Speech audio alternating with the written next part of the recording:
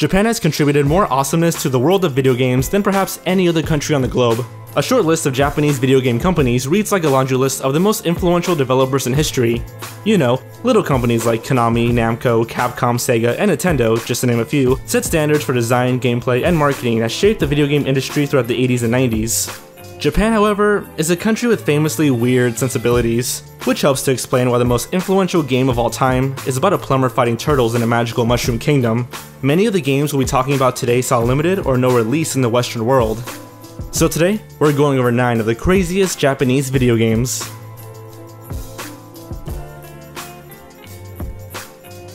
Mr. Mosquito. Known as Ka in Japan, Mr. Mosquito was a PlayStation 2 release that puts the player in a third-person control of the title character, a mosquito, living in the home of the Yamada family. Your task, of course, is to suck the blood of various family members, using target areas of their bodies that are only available for a brief time. You must try to avoid flying within anyone's field of vision. You must also avoid sucking blood out of sync with your victim's heartbeat. Either of these will cause the victim's stress meter to rise, which may trigger a sort of boss battle in which you have to hit calming points of your victims to calm them down and make them forget about you.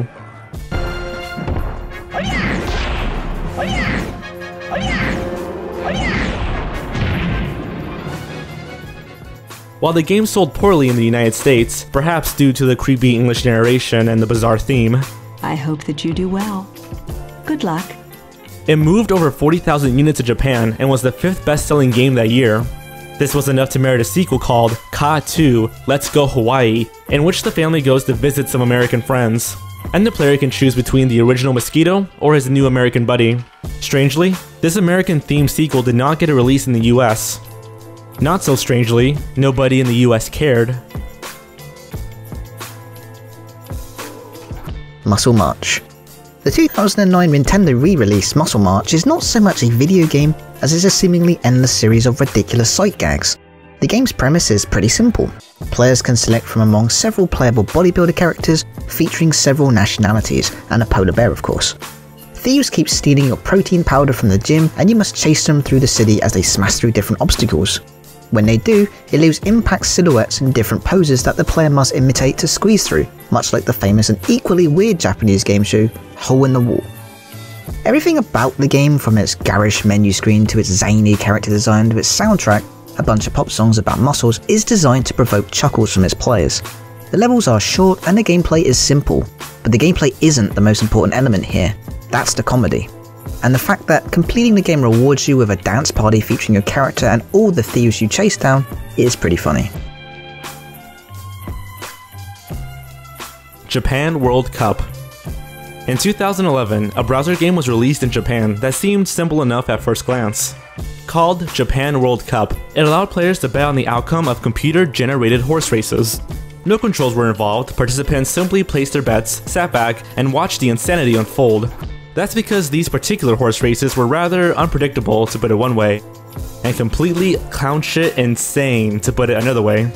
Jockeys could be seen riding anything from Trojan horses to Abominable Snowman, alongside regular horses, who might be sprinting along on 2 feet, sashaying down the track like a vaudeville performer, or suddenly stretching to become 30 feet long.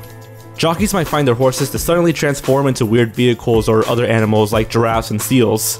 Needless to say, all of this made for very entertaining action, and several selected races were compiled into a DVD series in 2012, one of which, Japan World Cup 3, is available for purchase on Amazon. You're welcome. Hadafo Boyfriend. Hadafo Boyfriend is a visual novel released for Windows and OS X in 2011. Like all visual novels, it features a branching storyline that allows the player to make choices at key points, which affect the story's outcome.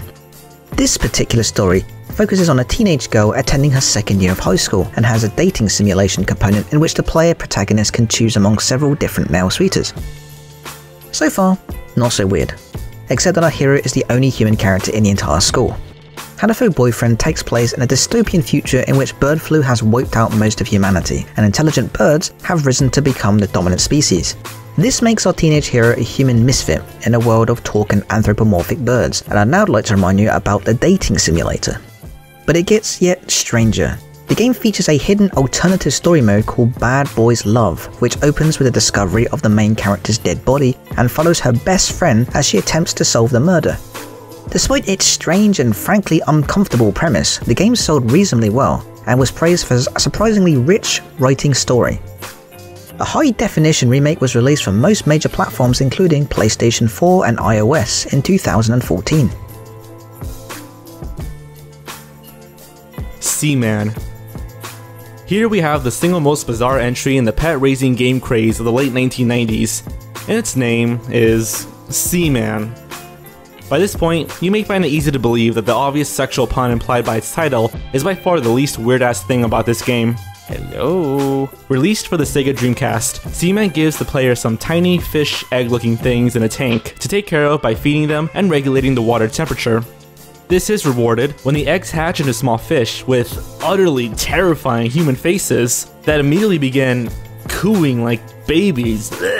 If the player can keep from reflexively putting the nearest heavy object through their TV screen at this point, these abominations will continue through several phases of growth, eventually ending up as mutant man frogs.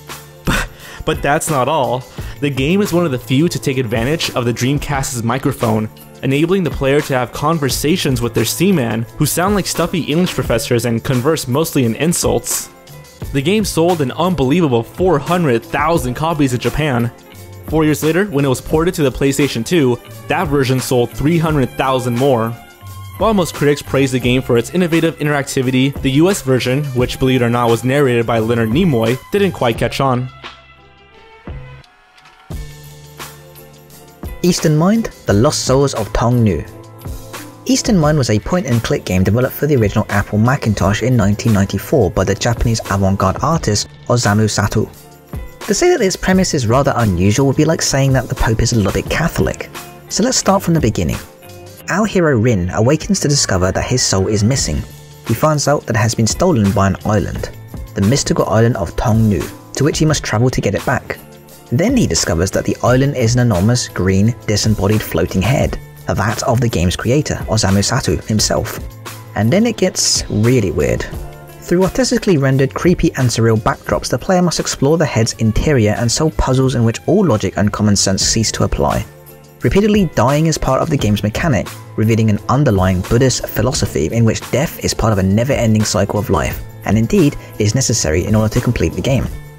The trippy design extends to the game's non-player characters, which mostly appear as absurd mashups of different animals, and the game offers no clues as to what you should be doing, leaving the player to attempt to extract meaning from the meaningless.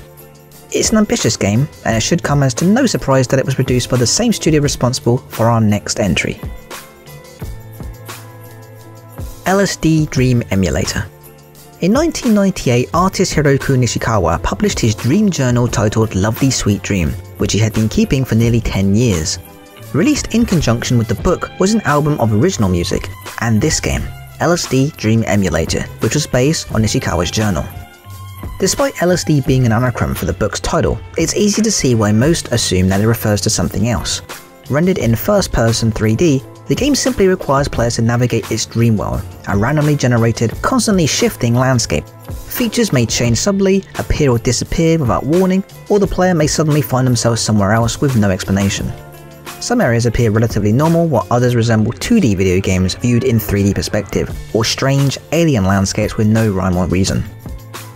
All manner of creatures can be found, from horses to disembodied human faces with legs, and also sinister shadow men and demons that can affect the player's ability to recall the dream, in flashback mode, which can only be accessed after playing the game for 20 days.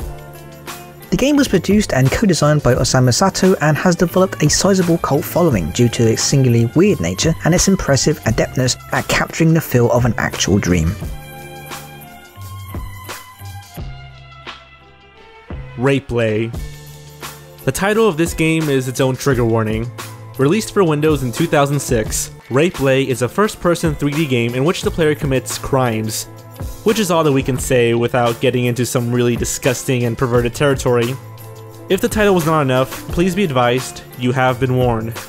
The objective of this game is to systematically stalk, publicly fondle, and eventually rape a mother and her 2 daughters. The game has a realistic sex simulator that is controlled by movements of the mouse, and the objective of the game is to break the 3 women, that is, to get them to enjoy the abuse, at which point they become your sex slaves and can be manipulated freely.